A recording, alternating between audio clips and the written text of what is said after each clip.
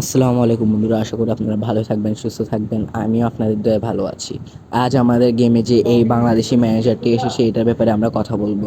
এটাকে কীভাবে অবটেন করবো তা দেখিয়ে দেবো। তার জন্য আমরা এখানে ম্যানেজার লিস্টে যাব। ম্যানেজার লিস্টে গেলে আপনারা দেখবেন অনেক নিচে যেতে হবে আপনাদের, কারণ আপাতত বাংলাদেশ তো উন্নত নয় ফুটবলের দিক থেকে, তাই এদের ম্যানেজারের দামও কম।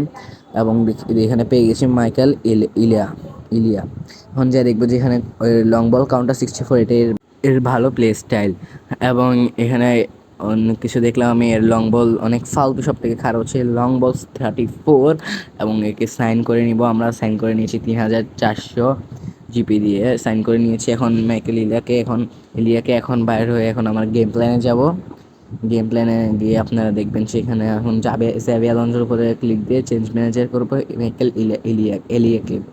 এখন ক্লিক দিয়ে কনফার্ম, এটা একজন স্পেনের ম্যানেজার যে বাংলাদেশের টিমকে ম্যানেজিং করে। এখন চেঞ্জ ম্যানেজার করছে। এখন যদি কুইক কাউন্টার তাই 2672 দেখাচ্ছে, এবং নিচে গিয়ে যদি টিম প্লেস চালিয়ে যায়, যদি আমি এটা লং বল কাউন্টার দিই তাহলে 3020 হবে।